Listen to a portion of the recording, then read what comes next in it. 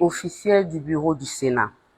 L'opinion tant nationale qu'internationale a suivi avec attention les propos tenus par le deuxième vice-président du Sénat lors de son point de presse du mercredi 4 mars 2026, relatif, entre autres, à la question du changement de la Constitution de la République démocratique du Congo du 18 février 2006. Le bureau du Sénat tient à préciser avec la plus grande clarté que ces déclarations ont été faites à titre strictement personnel et ne l'engagent en aucune manière ni l'institution sénatoriale dans son ensemble. Dans un contexte national marqué par l'agression dont notre pays est victime et qui exige plus que jamais responsabilité, retenue et sens élevé de l'intérêt supérieur de la nation, le bureau attire l'attention de tous les sénateurs sur toute prise de position individuelle susceptible d'entretenir la confusion au sein de l'opinion.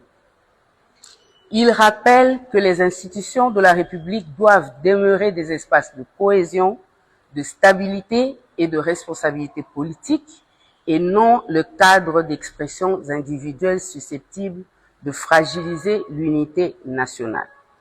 À cet égard, le bureau du Sénat réaffirme son attachement aux idéaux de paix, d'unité et de souveraineté nationale défendus par son Excellence, Monsieur le Président de la République, chef de l'État, Félix-Antoine Tshisekedi Tshilombo, et appelle l'ensemble des acteurs politiques et institutionnels à faire preuve de discipline républicaine et de solidarité nationale.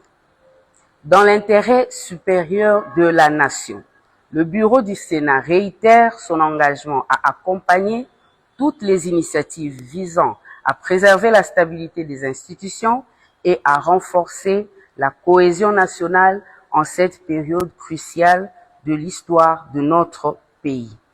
Ainsi fait à Kinshasa, le 6 mars 2026, la rapporteure porte-parole du Sénat.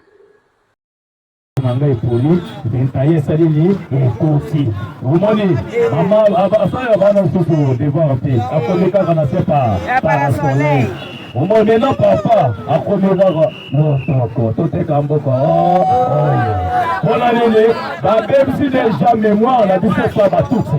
Mais quand le fils de la maison, Oyo, to benga, katana le bazin na Simba na loboko. Simba bazin na yo na loboko. Pesa yimbote, pesa yimbote. Yebisa bazin na yo, hein? Bolu bisanga. Donc on a dit na mongo na boluba. Benanga pe na boluba. Trop buzando. Yebisa bazin trop buzando. Woba ke trop buzando. Parce que c'est lui-même, un homme sans Dieu sur la terre, il devient puissant. Mais Dieu aussi, sans un homme, il devient puissant. Ce qui te sonne.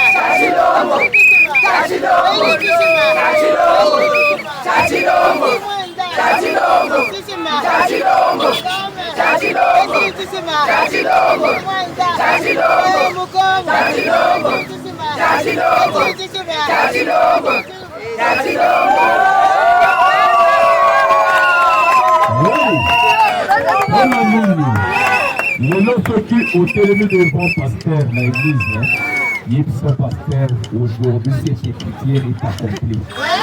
L'écriture n'a plus de pour la nuit, tous ceux qui sont dans la Bible. Isaïe 18. Le pays, la nation, divisé par le fleuve, au-delà de le fleuve de l'Éthiopie, au-delà de le fleuve de l'Éthiopie. Nation qui pique les cris des armes. Au moni, nation wana, oyo, port, zoto, ya pepe wana, nyama, ya zamba bazo ya bango. Mengai le tournel Dieu des armées, na kokita, na pesa bango, la peur durable. Selon la Bible, ce qu'on dit maintenant, nation divisée par le fleuve, aux autres de la monde, avant au Komanaboma, divisé par le fleuve. Ce que vous avez direction à l'Ouozi, au commune à Kindemba, pour le casse à l'Ouozi, divisé par le fleuve.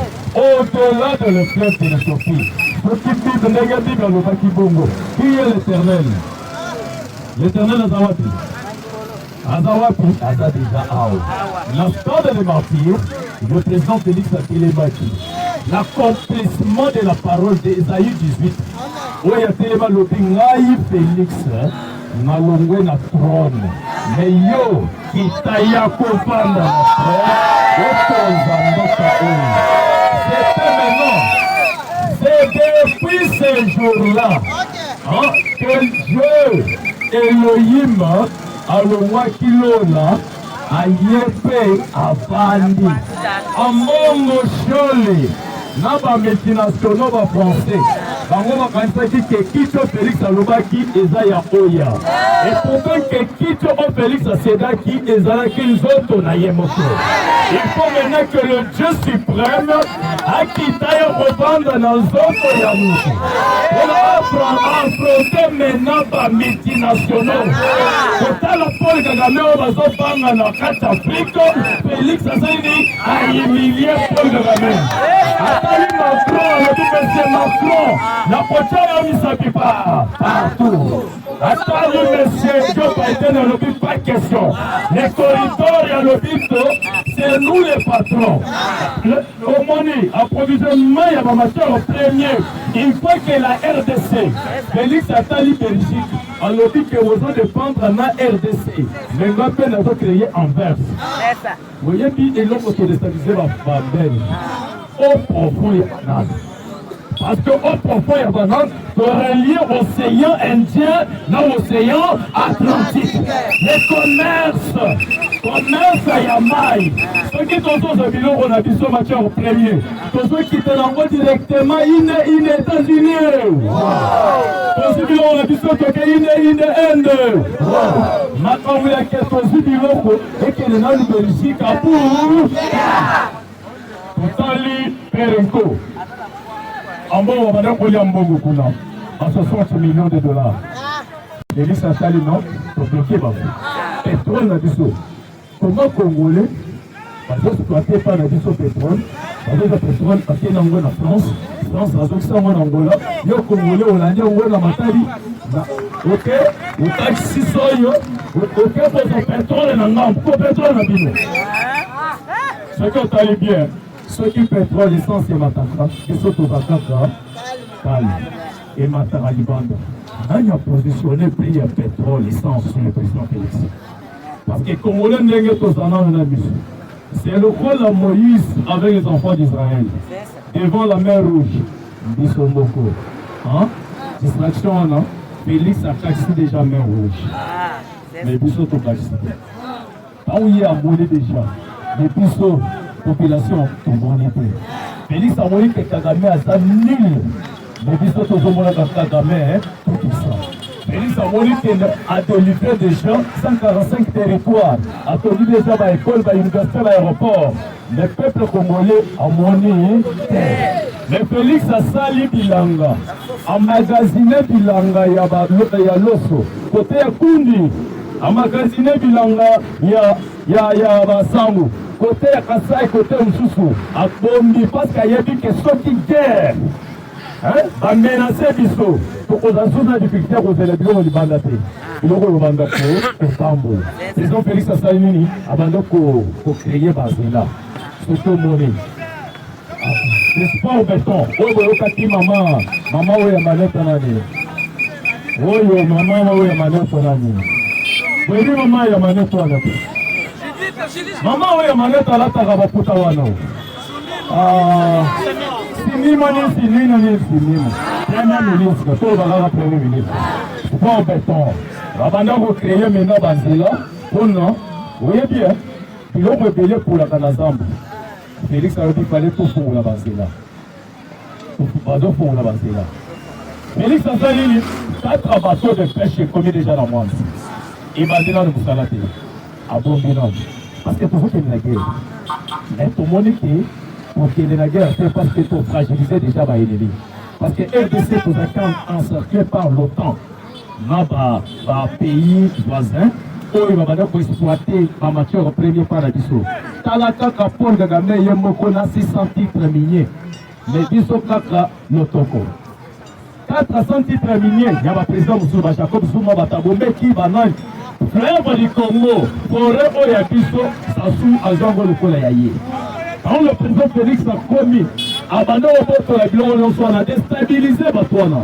mais lelo Congolais réveillez-vous parce que le temps oyo constitution il fallait tout changer ya guerre ya président Félix ezaki atikala libele na pouvoir te guerre ezaki ayaki mpona kodeboulonner système néocolonialisme kolongola baétranger peut effacer tous les étrangers na kati ya mboka na biso maintenant mpona peuple congolais atikala libela parce que mitan oyo soki félix ase précipité atiki tokozala président lokola président félix ate baoyo nyonso batikali mema na kati ya idépression de conversant de conférence benon awa tomoni mema na kati ya parti mitan oyo le seule personne oyo alingi parti alingi tous les partis politiques alingi tous les peuples congolais c'est le président félix en dehors ya félix tomoni nano moto mosusu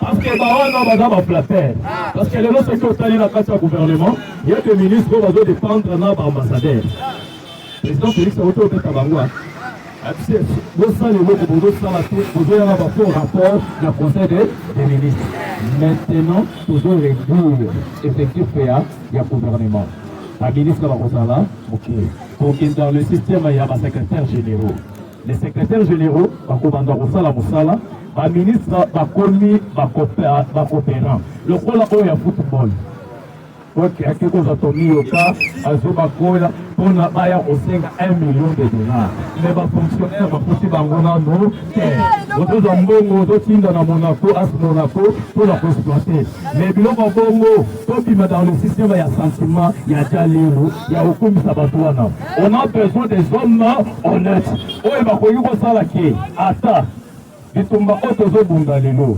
bamama babundaki babundi lelo ecreye mbuma félix abimi félix mpe azobunda mpona azalaka positionne le futur maintenant bato oyo ya futur soki tose positionne tokoleka mpe chine parce que iranium coltan copate oyo eza awa kitoko tala belgique tosengi ye archive na biso ya bamatière premier azoboye félix alobi oke ça va vanda toke kozwa cold métal oyo ya baaméricain baye bakomi na kasai bakei kodécouvrir iranium coltan cuivre biloko ebele bacold métal bakei bandundu bakei kodécouvrir cuivre coltan cobalt biotas osanti omeneke dans pays riche jardin d'Éden oyo boyokaka na bible jardin d'Éden eza na kati ya R2 est-ce que Jésus azalaki